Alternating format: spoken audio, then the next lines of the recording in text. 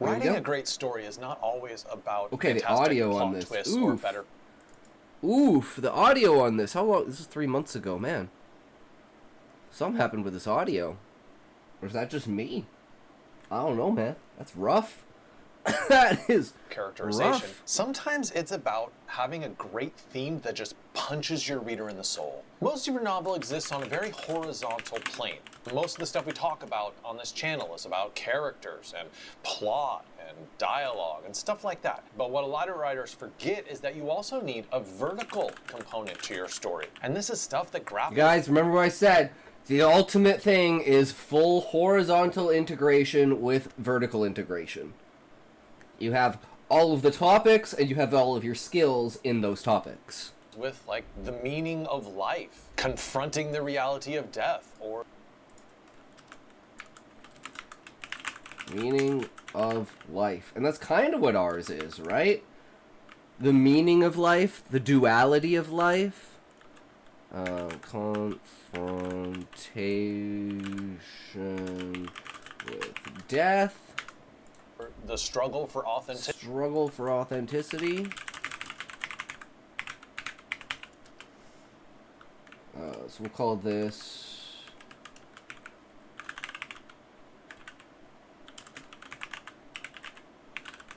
And then... horizontal integration.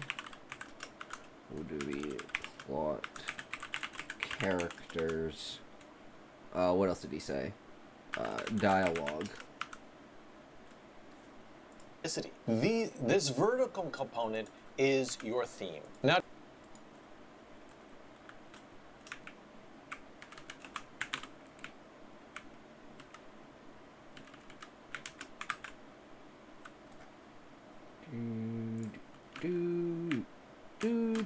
Okay, stretch that out, that easier. There we go. Theme. Todd Goldberg, who is a crime writer and director of the MFA program in Riverside, he once made fun of theme. He was like, nobody ever goes to a friend of theirs and says, you know why you gotta read this book? The theme is amazing. And I get that, I get that. But I do think that books without a strong theme end up being a little thin, a little insubstantial. So we're gonna go over 9 common mistakes that writers often make, and yes, these are frequent mistakes. And by the end, you are going to have a black belt in theme. The first mistake that some writers make is they believe that theme equals... No, that is not true. This is something you learn in film.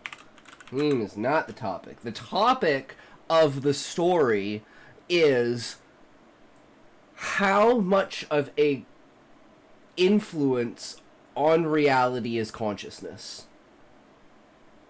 That's basically the topic that we're playing with, is consciousness. Because it's all about celestial beings spreading their consciousness to other beings as, like, the celestial beings being the ultimate ego of that consciousness. And the way to spread consciousness is to send seeds of the consciousness of yourself for that consciousness to expand upon itself and then come back to you, thus creating a greater overall consciousness and experience. So the topic is moreover about consciousness and how consciousness plays a role, because that's how they communicate, that's how magic works, that's how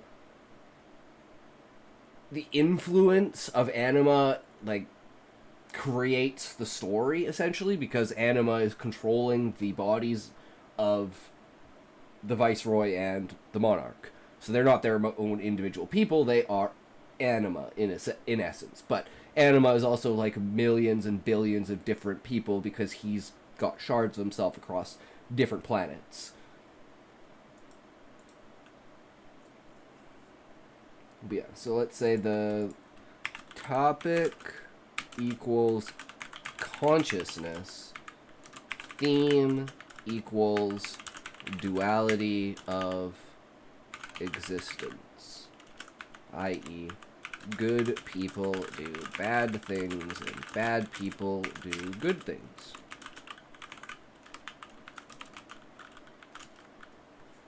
Topic. There is a certain unnamed corporate blog which is soulless and evil, and on top of that, they make this mistake. They totally confuse the two, thinking that just because you have a topic, that means that is the theme. So look at a book like Frankenstein by Mary Shelley. Now, the topic would be something like science, or maybe something like creation. The theme But I would think be the like theme life would after probably death. be better expressed in a sentence, something like scientific advancement without ethical responsibility leads to destruction rather than progress. Or Actually, take a that's look really at good. The Handmaid's Tale by Margaret Atwood. You could say the topic would be feminism, or maybe women's freedom or something. But the actual theme is better expressed by something like a patriarchal society will reduce women to mere biological capabilities. So ask yourself right now, do you have a topic for your book, or have you actually drilled down to say something about that topic, which is more of a theme? The second mistake. Yeah, and that's the overarching consciousness is everything, and then the theme is the duality of that consciousness.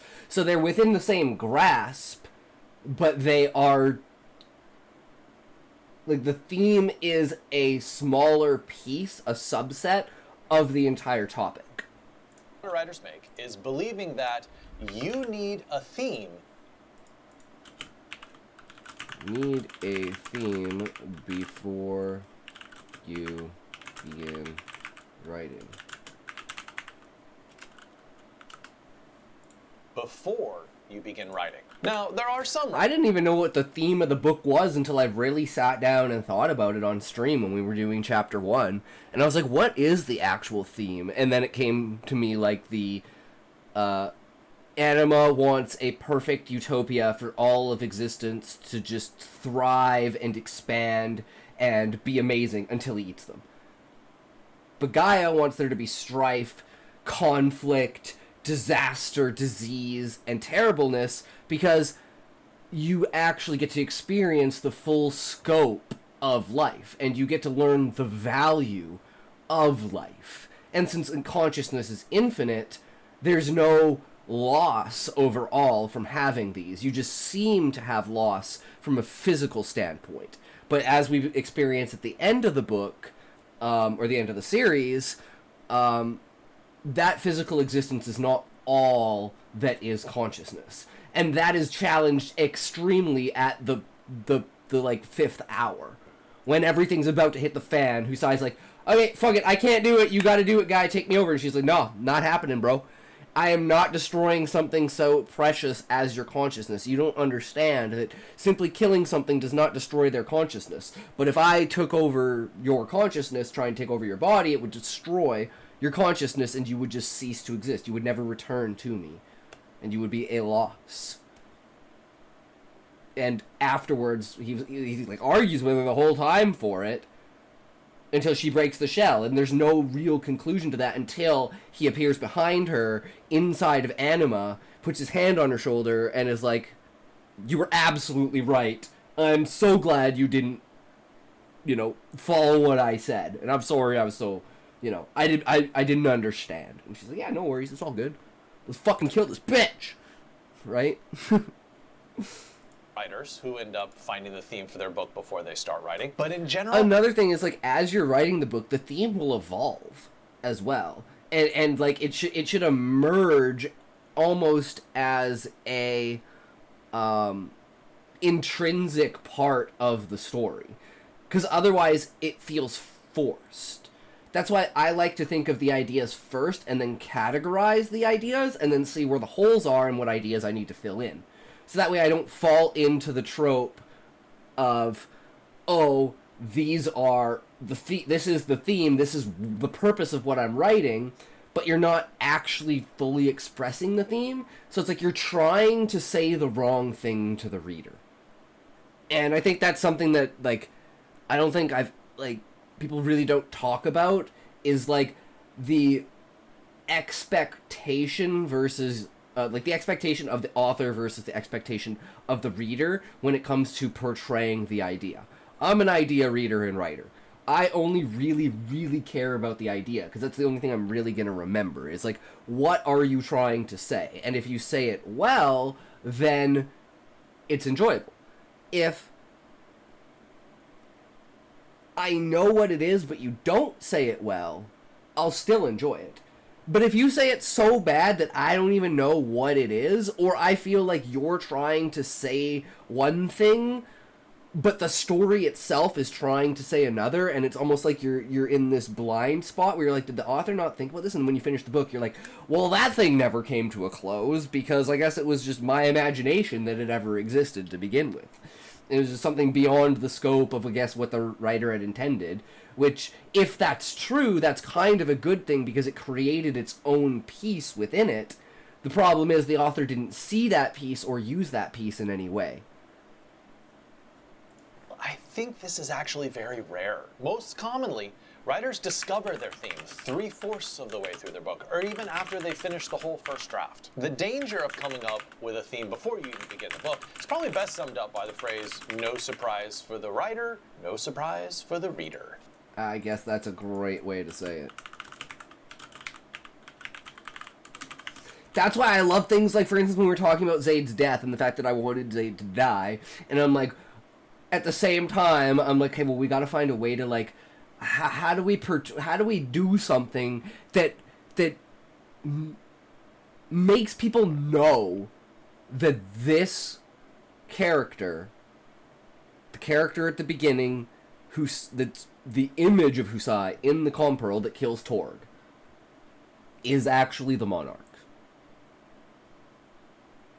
And 2 birds with 1 stone, hell, 3 birds with 1 stone, with all of Husai's, like, trauma. Hell, 4 birds with 1 stone because of the fucking Warriors of Light being discovered as well. So it's like, all of this is just emergent from this amazing idea, and I'm like, oh, of course, that's the only way it could ever possibly go down. And that's when you know you just have fucking instance with it. And most of the stuff is like that, because, like I said, I started with the idea of the ending. And I was like, okay, here's the ending, this is what I want. And I only came up with the very beginning of the book, maybe a year ago. I'm trying to think if it was in September or August. So we wrote it in October. But the reason I'd never written it before is because I had no idea how I wanted it to start. There needed to be some sort of inciting thing. And the original beginning to the book was, like, the Viceroy with the main characters in some way. And the Viceroy goes to, like, take a shit. Like, in some tunnels doing some excavation or something like that. And he comes back, and it's obviously been an extended period of time, because everyone's like, yo, dude, we told you if you're gonna go take a shit, tell us you're gonna take a shit, so we fucking know how long you're gonna be gone, so we don't worry about you, bro. And all of a sudden there's, like, a massive earthquake, and a wall falls open, and it opens up to a secret lab. And in this secret lab is all the variations of the multiple, stages of the genetic development and genetic engineering of the avian and insectoid species. And it was supposed to start off with you finding out that the avians and insectoids were genetically engineered and they're not natural races. Which brings all the other races into question too, and what's the original race? But now we do it more with the chapter. And the 100-year quest, and just the Emerald Weapon. So we've completely changed how the entire opening and inciting of the book is, what the inciting incident is. And all of that other stuff is still kind of pushed down the line, maybe to the second book, because that's where they'll go to the bottom of the dome, and on the lowest level of the dome, like on the hydraulic lift, is like basically the laboratory that they used. And that's where all the stages of the avians are, and that's what the Warriors of Light want to show Husai at, like, the beginning of the second book. At least that's the idea for it. So no surprise for the writer, no surprise for the reader. You want your theme to arise very organically from the telling of your story, rather than deciding, very didactically, this is the point that I want to make in my book. But I do think that if you discover the theme later on, just make sure you go back and revise the beginning to capture that theme from the very get-go. I think of a movie like The Dark Knight, and you could argue that the theme of that story is how difficult it is to fight evil without becoming evil. And in the very first scene of Batman Begins, we see a little Bruce Wayne steal something. He grabs an arrow from a little girl and runs away with it. So the movie's showing a teensy bit of moral compromise from the very beginning, from the very first shot with him. And right after that scene, we see an adult version of him beating up a whole bunch of other prisoners, and then also Harvey Dent's whole turn from good to evil. And just remember, if you need some extra help with your book, take some of my Bookfox Academy courses. There are limits to what I can do on YouTube. And what I can do in a course allows me to really lay out the information better. It allows me to add a lot more PDFs and quizzes to help you learn the information better. So,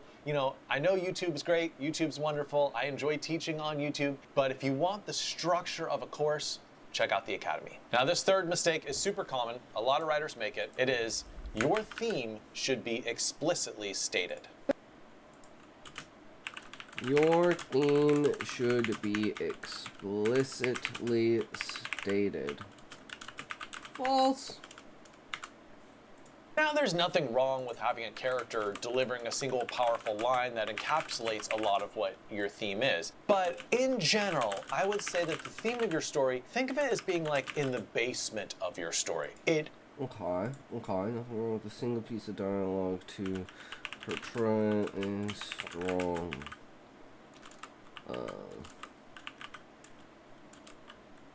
delivery of the essence of the theme.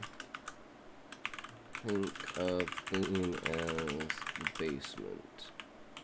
It's where readers go to discover the underlining of the story.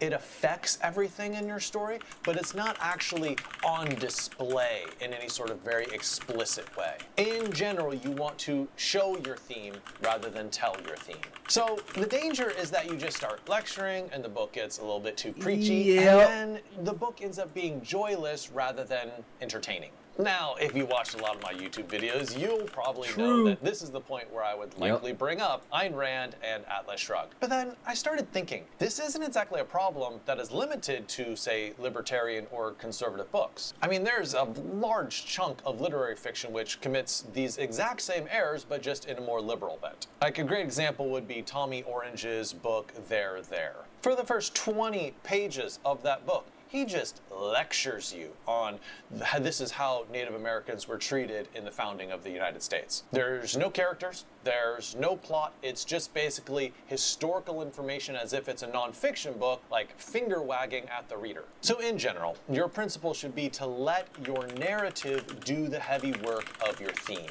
You want to trust your story to have the power to communicate what it is you're trying to communicate through your book. And if you have a theme about the perils of friendship or betrayal from a close friend, let the story tell that rather than explicitly saying like, hey, watch out for friends, they can betray you. Now this fourth mistake is kind of a tricky one. You're gonna need to let me explain exactly what I mean by it. All right, It is, I'm listening. A theme should be a strongly held conviction. Oh, 100% And this is like one of my core fucking beliefs. And it's the true reality. Good people do bad things, and bad people do good things. There is no single person who is perfectly good, and there's no single person that's perfectly bad. And in most people's perspectives, what they're doing is good, whether that's for a selfish reason and not an external reason. Nobody just explicitly, like, unless you're crazy, you explicitly don't do things that are bad that don't help you in any way, right? Like, you can boil it down to the most simplest thing of, like, a child's rage, just like anima, where it's like, at some point in time, you just lose all control over everything, and you fall into the emotional pit. And that is literally what anima is. He is rage incarnate. just ready to stomp out anything in his way, and he gives no fucks, no logic to it whatsoever. That he will be the only single thing in existence and fuck everything else, and he will not create anything else. That is how deeply he feels about his things. But even then, he's creating these worlds that are utopias. And creating, like, progress for these species. So, he is doing good things, even completely unintentionally. And through orders of effect. But you could say, at the base level, it is helping these species. And I think that's really, really important to think about when you're writing. Is like, are you conveying things that you believe about reality? And how is your reality being placed into the story? And I'm retarded and I forgot to plug this fucker in. Because I forget something every day. There's fucking something I forget. But that's okay. It is what it is.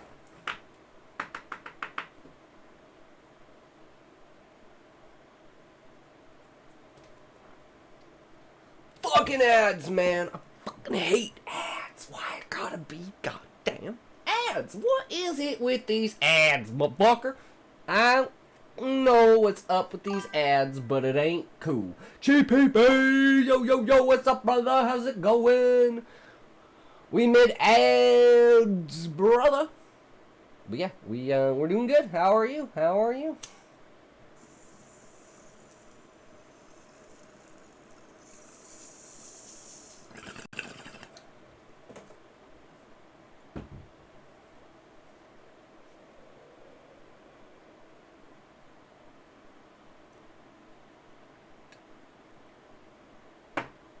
I completely forgot to write this down. Because I was just ranting about it. Theme should be... you old dear. And truly believe... How does he word it, though? Oops. By it, it is a theme. Strongly held conviction. There you go. A strongly held conviction.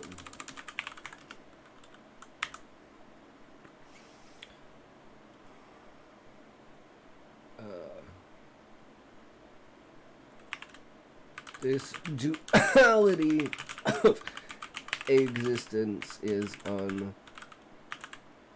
unavoidable. Good people do bad things. Bad people do good things. There's no whole one who is too great. Because even if you think about God, well, it's like God caused suffering. So it's like even God's not fucking perfect. Even though it's like, you know, you could think if you were God, you would think of life as a video game. Because you don't think of it as necessarily real. And there's no real, to you personally as God, there's no consequence. Because you could just reset the board. You can fucking do whatever the hell you want because you're fucking God. Should be a strongly held conviction. You know, even from the examples I've given in this YouTube video so far, it sounds like a theme is like a very definite position that like there's no wiggle room on at all. And I just want to open up your minds to themes that are phrased maybe more as questions. For instance, look at Night by Elie Wiesel. This is a book about him as a teenager trying to survive the Nazi death camps and the Holocaust. And I think the theme could be expressed as something like, how do you maintain humanity in the face of overwhelming inhumanity? That's actually a really good theme. Maintain humanity in the face of overwhelming inhumanity. Maintain humanity in the face of overwhelming inhumanity. That's a difficult difficult question. I think the book wrestles with that and gives a whole bunch of different answers on it. I do think a theme can also be an exploration rather than a definitive answer. A theme can be multifaceted and wrestle with a topic, looking at it from multiple perspectives. For instance, look at Dostoevsky's Brothers Karamazov. This has been called a polyphonic novel. What it means is there's a whole bunch of different voices having different perspectives on this theme, and there's not like a definite answer, the right answer that's being communicated. I mean, really the theme is the struggle between faith and doubt, or the search for the meaning of life, but he doesn't attempt to solve this issue as much as he attempts to use all these different characters to explore different facets of this topic. Now, I have one more thing to say about why a theme should not be a strongly held conviction. I think the danger is that you come off with like a really obvious theme that like no one would disagree with. If your theme is something like murder is bad, or even if your theme is something like, oh, good is better than evil. I mean, these are dumb. These are just... So mine's basic, but I don't think it's like these stupid things. I think it's a fundamental truth of reality broken down into anything. And it covers both the spectrums of what do you consider morality? What is good? What is bad? Does you being a bad person make the good thing that you do invalid? And I think, you know what, that might...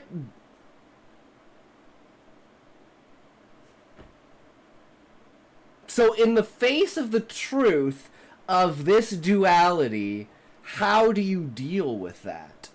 See, and it's like this, I think just having that as the baseline leaves so many different paths to tread with it, you know? And the best thing about it is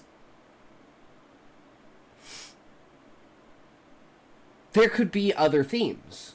And I could be completely looking at this from the wrong direction. As soon as we get 3/4 of the way through the book, we realize, oh man, this theme has shifted quite a bit to something else. And like I said, never solidify anything. Don't marry any idea. Everything is always up in the air.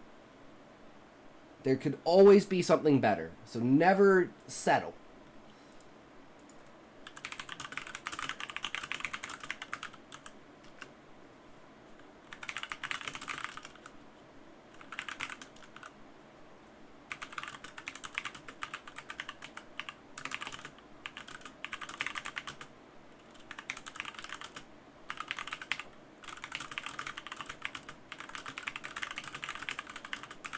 Okay, I think that's a better way to say that. I have multiple facets to the theme, multiple directions to view it, and outcomes from each of those views. Rise to the level of themes. And hey, if you know your theme already for your book, please comment in the comment section below. I actually want to do that.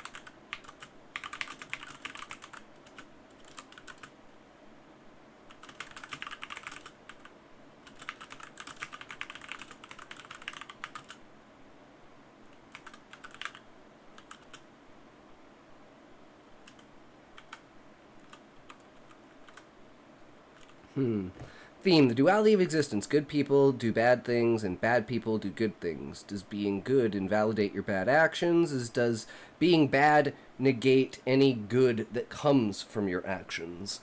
Let me know what you think. I'm writing a Final Fantasy inspired novel. I think that's good. Boom, there you go, guys.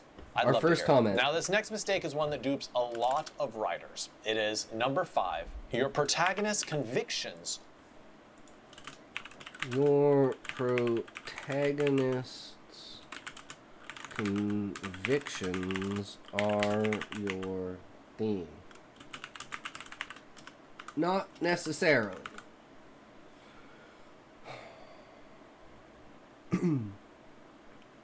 Husai's convictions are to basically be a good leader and not be the sole reason why there's strife under him, whether that's a death, there's like, you know, people fighting, infighting in the party and the alliance and shit like that, like making sure that people get along. Like, he is very much involved with people as a leader. He wants to get to know everyone because he needs to know how people are going to act in certain situations so he can use their personalities in like his planning. Because the idea is that it like I said, it's kind of like Fire Emblem in the idea of it's a turn-based strategic combat kind of thing. That's how I want to like lay out how the combat will look, right? And as the commander, his conviction is to make sure that no one under him perishes, and you know, he has a good relationship with all of his underlings and all of that shit. Because it's like, even with all of that, he doesn't want to be the hero. He just, you know, that's why he's like literally, he wants to be the observer. He wants to sit on the back lines and observe things. He can like move the board around a little bit, but he wants other people, you know, to do the thing. He doesn't want it to be the idea of there's a single savior. There's one person out there who can save us all. And it's like, okay, it's kind of true in the fact because of what Gaia has done to facilitate him, but he doesn't know that. So he doesn't know that most of, like, the leadership power that he has and, like, that part of him is completely influenced by Gaia. And that's why he's, like, so good at it, essentially. Are your theme. Nope. Nope. I got a whole bucket full of nope for you right now. Your protagonist might be wildly mistaken, right? Their beliefs might be completely opposite of... Yeah, that's another thing, too, is what does Husai even know about the world? Especially now, considering how much it's changed over the last 30 to 50 years, depending upon how much time there is between the 100-year quest and now.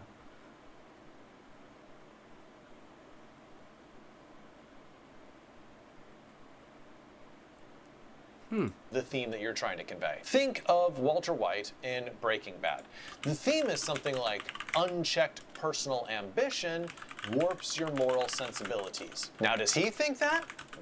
No, absolutely not. But the story teaches us that principle. So often, your protagonist will have a misbelief, and this misbelief is the opposite of your theme. And as we read the story, we start to see how this main character... Yeah, that's, I guess that is kind of, going along with the theme. Now that, like, I'm thinking about it, like, the wheels are turning, and I'm like, okay, so if Husai doesn't want anyone under him to die, he doesn't want to do anything bad, but he's going to wind up doing something, eventually, to get someone killed. And that thing was doing nothing, and that was Zaid. So his conviction is completely challenged in the fact of, by trying to do what he thought was best, he wound up getting Zaid killed. Which is the one thing that he was above all trying not for anyone, let alone Zaid. So he completely fails at his conviction. And he blames himself. And that's the reason for the arc of him, like, falling from grace. Because he is now questioning whether he's fit to lead. And everyone else basically has to prop him up and be like, no, man, you're the fucking bomb. It's this. There's no way that you could have known this shit. This is so unbelievably out of hand and fucked up. No one could have predicted this. How could you have known? So they're just like, we gotta find a way to get him out of this, man. We need Husai back.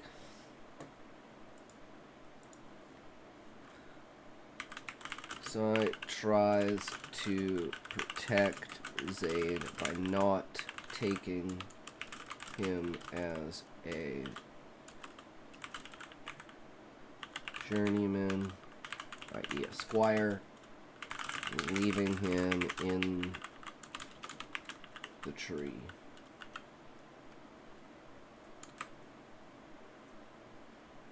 Is in error. And then perhaps by the end of the story, there is a... Hi, my brother. What's you doing?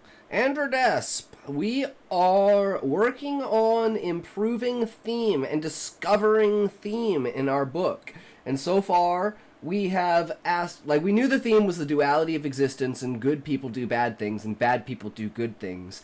Then we thought, okay, how can we extrapolate some sort of question that we can press onto the reader? And the question was, do bad actions by good people not count? And do good actions by bad people also become invalidated? Or can you look past it to say, I can see the good in that bad person, or I can see the bad in that good person?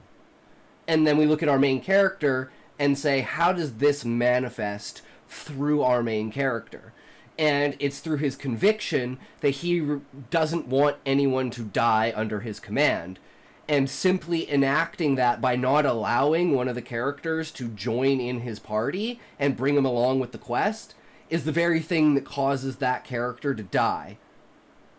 So, and the character questions everything about himself and his leadership skills, and all the other characters have to basically prop him up and say, no man, you're good, bro. And then the play that immortalizes Zaid also shows the monarch, and it's just like, oh my god, everything falls into place, all from the convictions of Husai falling apart.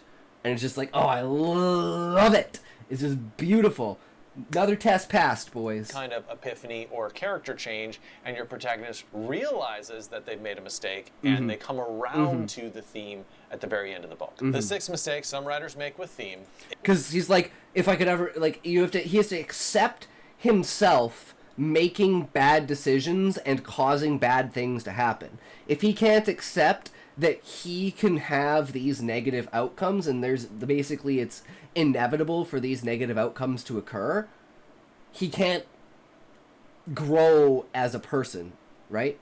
And that's one of the main growing points for him during this journey, during this arc, is even a leader needs to be able to rely on the people that they're leading. A leader can't go in alone. And that's kind of like something that Husai is kind of slowly forgotten. It's like, it's very prominent at the beginning with, like, let's say the first 15 or 16 characters that come into the party. But it's like, you'll notice as you're going through, as more and more people join the party, it's like Husai almost grows accustomed to it. And instead of this, like, oh my god, yes, hey, welcome in, high five, let's fucking go, buddy, what are you all about and stuff, it's like alright, welcome to the team, bro. And then eventually it just becomes, hey, how's it going? Yep, you're in.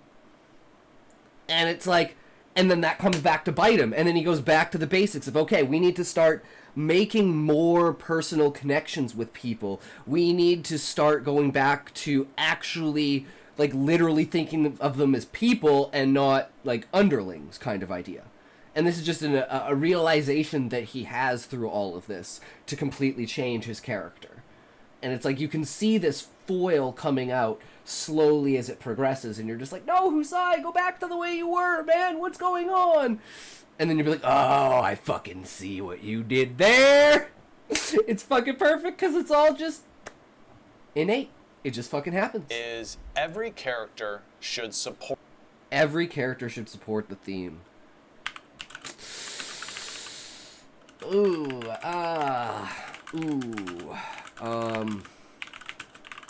I mean, that's where it's like, okay, we can think about it like even in the most minute way. Off topic, but are you a fan of curry? Oh, you know what's funny about that, Fireblade? I literally make my own curry. I didn't find out all dressed chips were butter chicken flavored until I made butter chicken, and I realized that butter chicken is literally just tomato and onion. I was like, wait, what, really? That's it? Alright. Butter chicken pizza, dude. Okay, the place I worked at, check this out. Okay, got like tomatoes, mushrooms, onions, peppers, like juiced. Like juiced. I juice everything.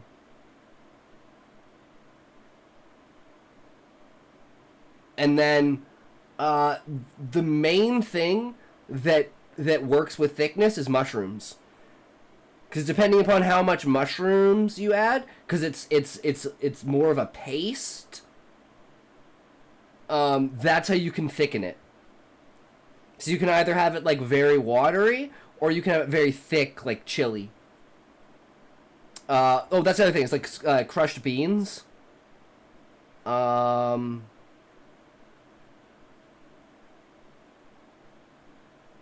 else have I put in curry? Carrots.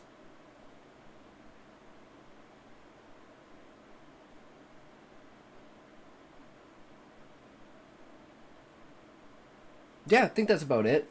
A lot of shit. And then all the spices on top of it too, right? Well, of course, chicken. Of course, chicken. You gotta add, like, the chicken grease in there too, right? Like, oh. Just give it that extra. So good. And then just a shit ton of spices. I like 14 or 15 different spices.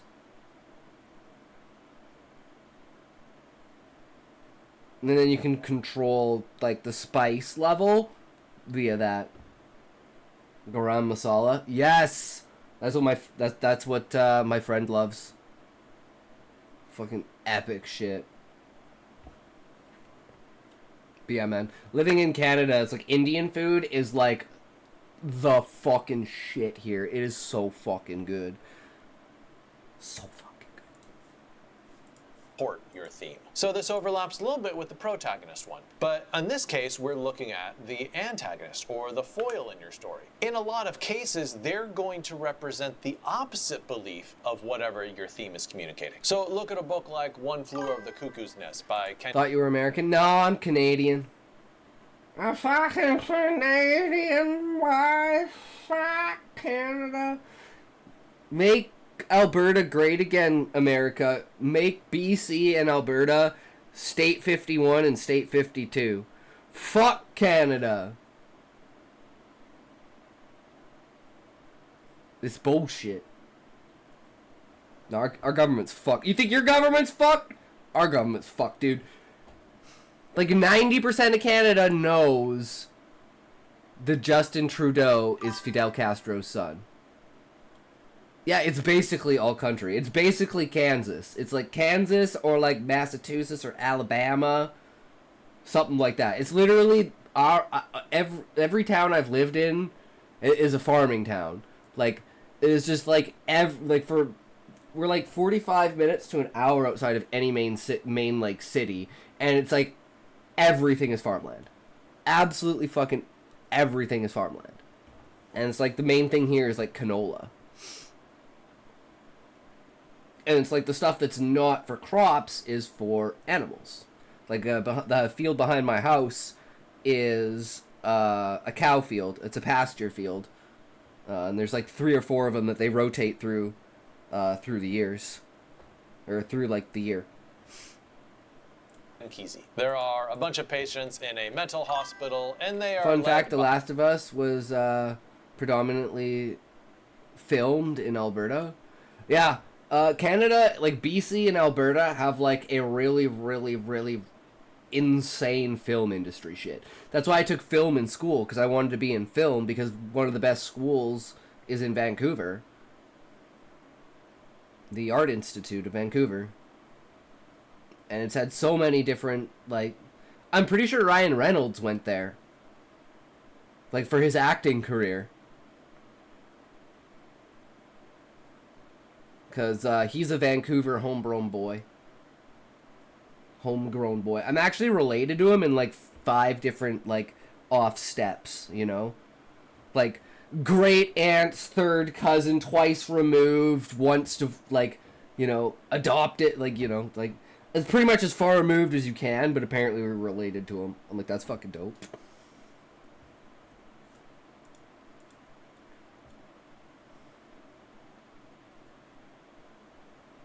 I guess you could say Zayd tries to be the perfect man. And it's like, how... Oh, here's a good one. Oh, here's a good one. How does forgiveness play a role?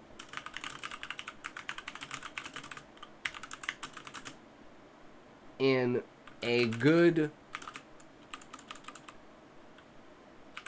person doing a bad thing versus a bad person doing a good thing.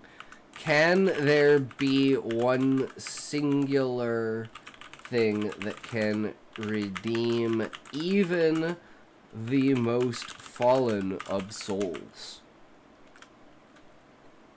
And you know what's great about this exact thing? Is Fafnir.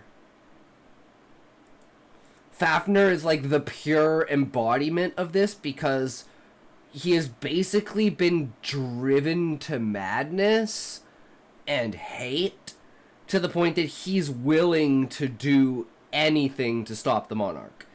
Even if that means clawing the tree out of the ground and throwing it into space himself.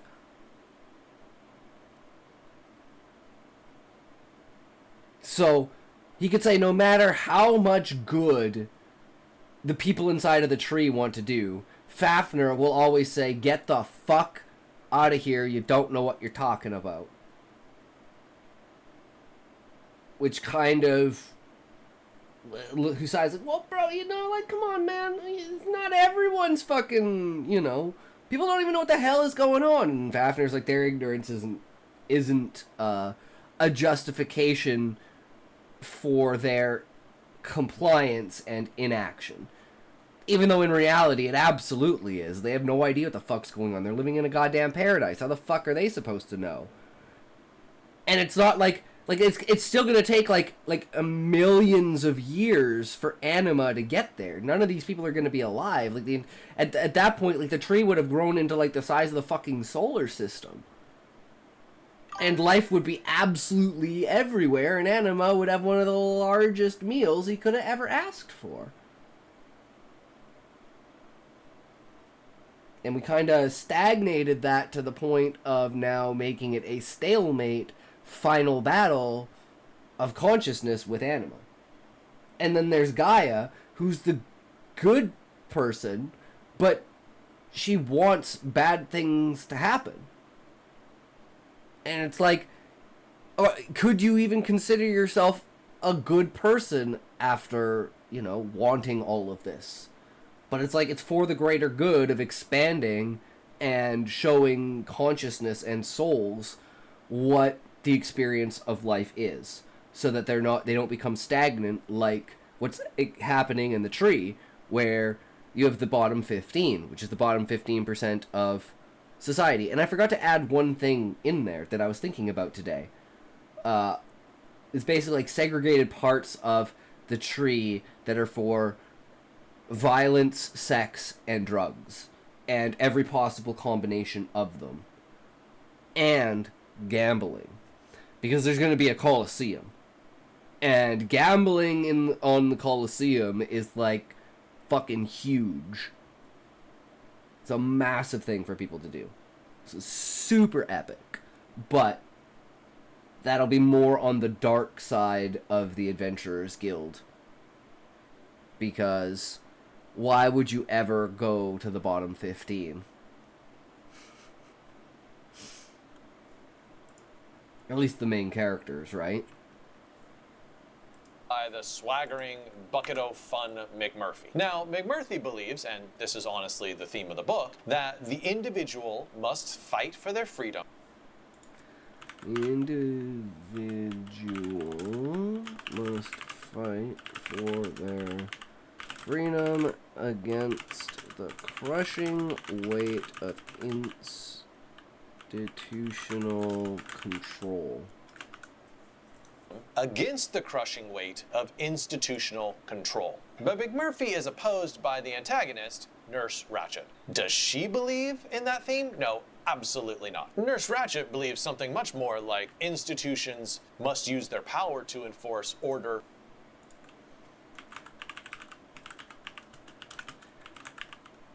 Institutions must use their power to enforce order, control, and conformity. Enforce.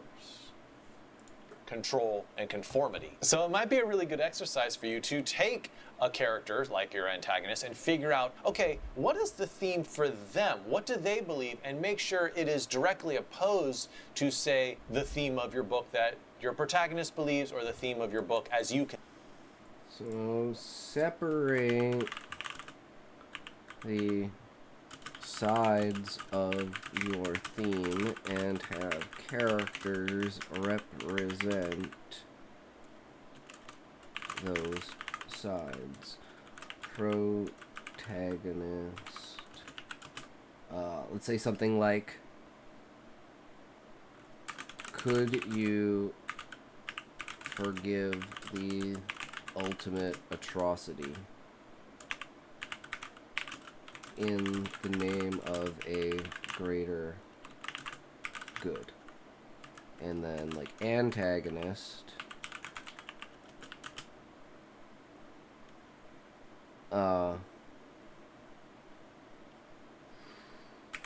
Could the brutality and oppression that you cause create an overwhelming change for good and unite the population?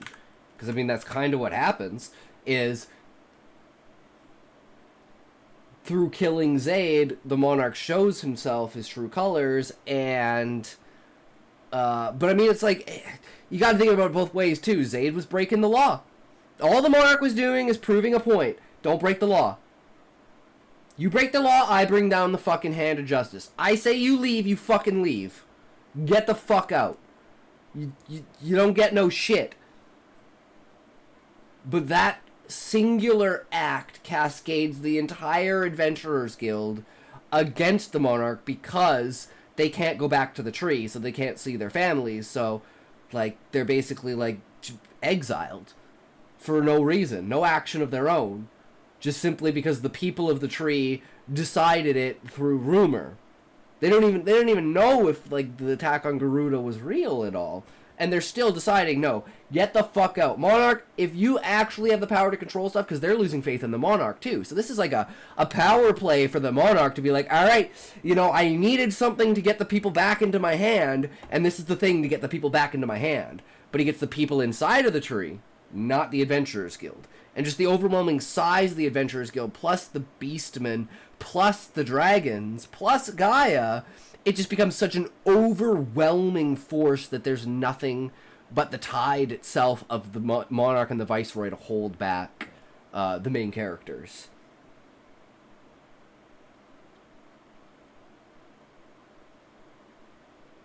So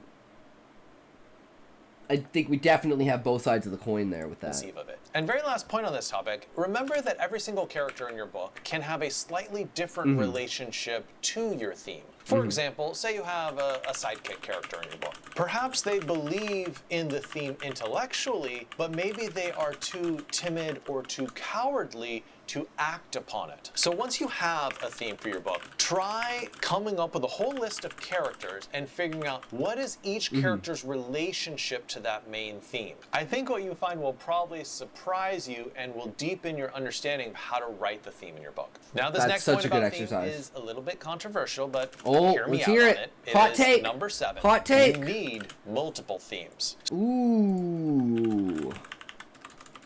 Need multiple themes.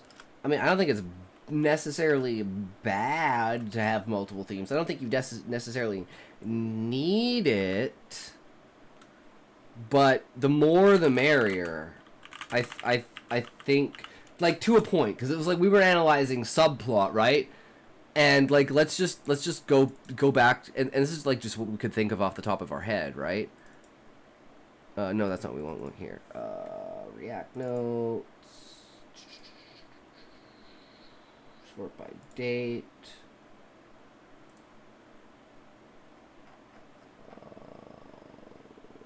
Is it writing challenges?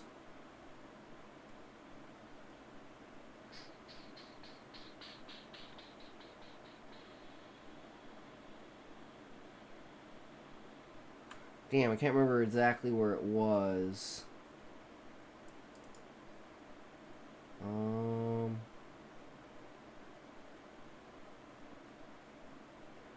on. Subplot. Is this it? I think this is it.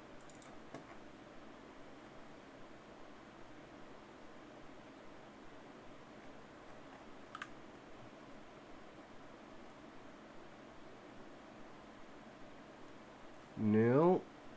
Because we did a couple of ones on plot.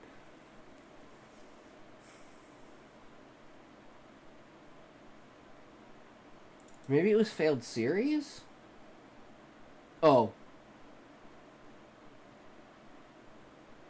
Hold on.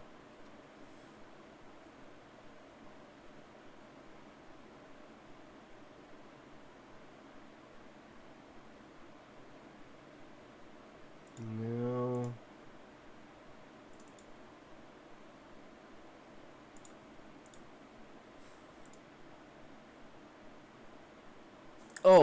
Oh, I know. This is why I have this shit. Aha. This is a great thing. Okay, let's go here. Let's go.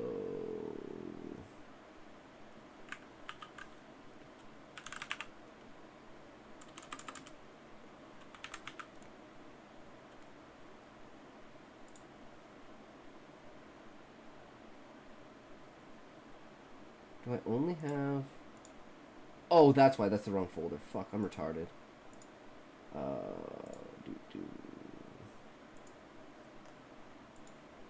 What is going on? Oh, that's a search function. That's why. Hold on a sec.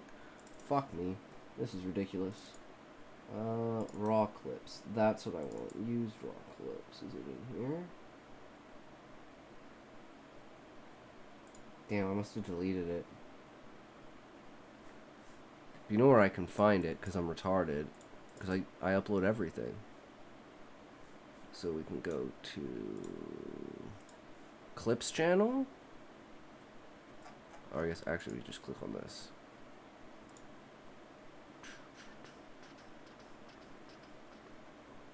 Okay, it doesn't look like I uploaded it. Fuck me, man. This is bad. I can't find this shit. Okay, well, if it's in there, then it's just simply this. Maybe it was one of the ones that I didn't upload.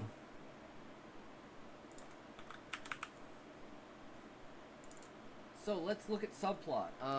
We've got Husai and Hildebrandt, Husai and Zaid, Husai and the Viceroy, Varius and Gluttony, Tree Politics. I mean, just the Beastmen in general. Genetic engineering of avian and insectoids, monarchs, lost bloodline. Guys, I think we have a lot of fucking subplots. Because they're not just subplots between characters, they're subplots over the overall structures of the book. Like the Beastman society itself and how it's ruled over through religion and dogma by the dragons. How there's no real history inside of the tree, but everything plays on a very, very, very simple political structure. And the reason why the monarch's bloodline is so important is because of the genetic enhancements, and that goes as well with the avians and the insectoids. I mean, that's a pretty good amount of subplot, right? Like, I think that's pretty solid. I'm always trying to find, like, as much as I can to, like, overpoint. Like, is that too much?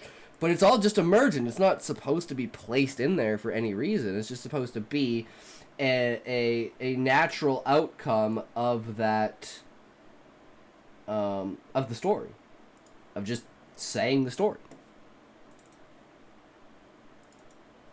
So as an editor, there are times when I get a book and I feel like the book is trying to do too much. It's trying to tackle enormous topics. Shit. Yeah, true. There can be too many things.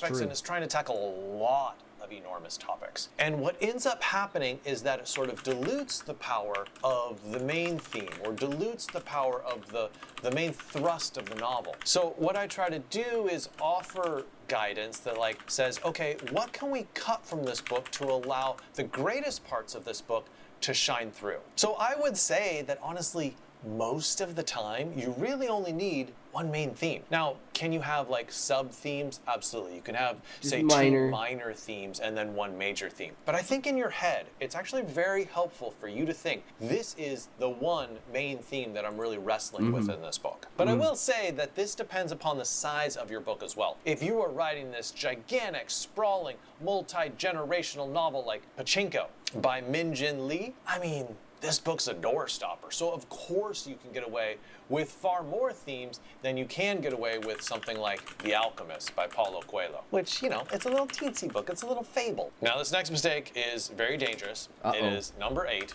You can change your theme. Now, no!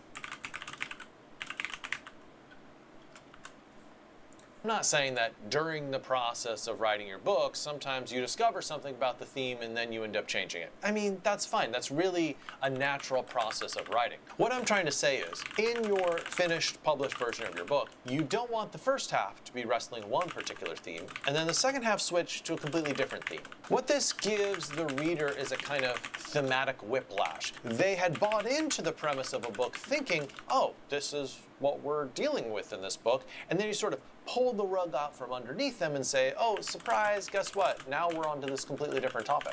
Most of the time, that's going to be a very bad idea. However, if you have examples where you think there's something that breaks that rule, I am all ears. Please leave the names of those stories in the comment section. Now, for our very last mistake when it comes to theme, number 9, resolution just restates your theme.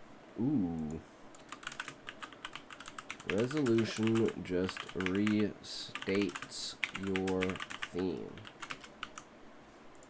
What I find a lot of writers do is that they'll get to the end of their book, they've had the theme strongly throughout the entire novel, and so they feel like in the climax or in the resolution, like this is the point to restate what they've already sort of accomplished. I think that's a big mistake. The resolution is honestly a chance to advance your theme a little bit further than what's been accomplished in your book so far. You can add a twist to the theme. Yeah, because that's the kind of thing, is the sacrifice. That, and it's not just for herself either, Gaia. It's all of the beings, and it's like, it's her conviction is like so powerful to trying to stop him that the beings that he has eaten are drawn out of his consciousness and manifest into an army that would fight him. That's where like the beings appear as stars, and it's like all the voices as one. It's like, it's a very, very powerful presentation of, even in the end, we may not be victorious, but we will not stand by and let you do what you want. We will stand in your way and put up a fight. And that presses it to the, what is the moral moral compass of drawing out all of these consciousnesses and beings and basically forcing them into a battle for eternity where there's no rest.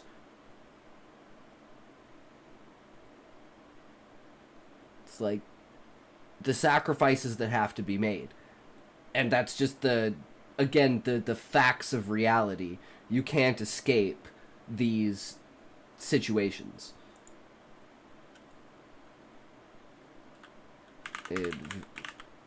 resolution advances the theme in scope or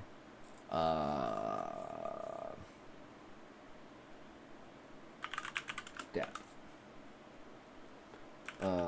Gaia drawing all of consciousness into an eternal battle that they did not necessarily sign up for.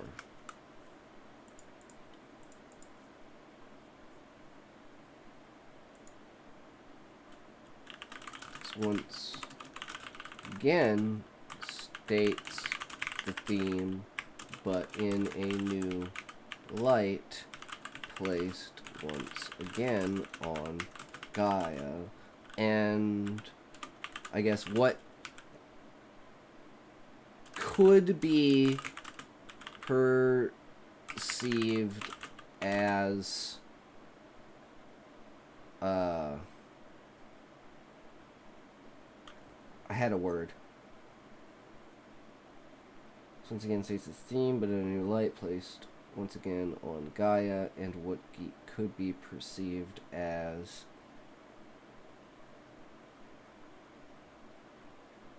I don't want to say coercion. It wasn't coercion, but that's the only thing I can come up with. Like, coercion of consciousness into conflict. Her fundamental idea that there needs to be struggle and strife and challenge so beings learn the value of their own existence. Theme. You can add just a little bit extra to the theme. And for an example of this, let's look at And Then There Were None by Agatha Christie. This is actually the 7th best-selling book of all time. Damn. Yeah, it's that impressive. The plot of the book is there's basically all these characters on an island, and they start getting killed one by one based on characters on an island killed based on 10 little soldiers rhyme.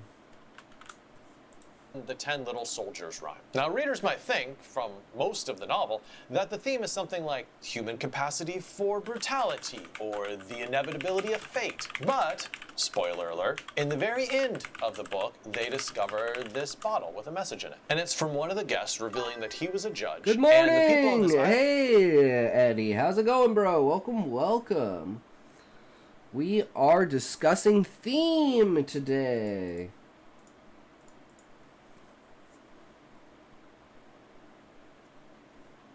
Human capacity for brutality, inevitability of fate, but... were people who had gotten off scot-free from doing something heinous. And so he turned himself into judge, jury, and executioner.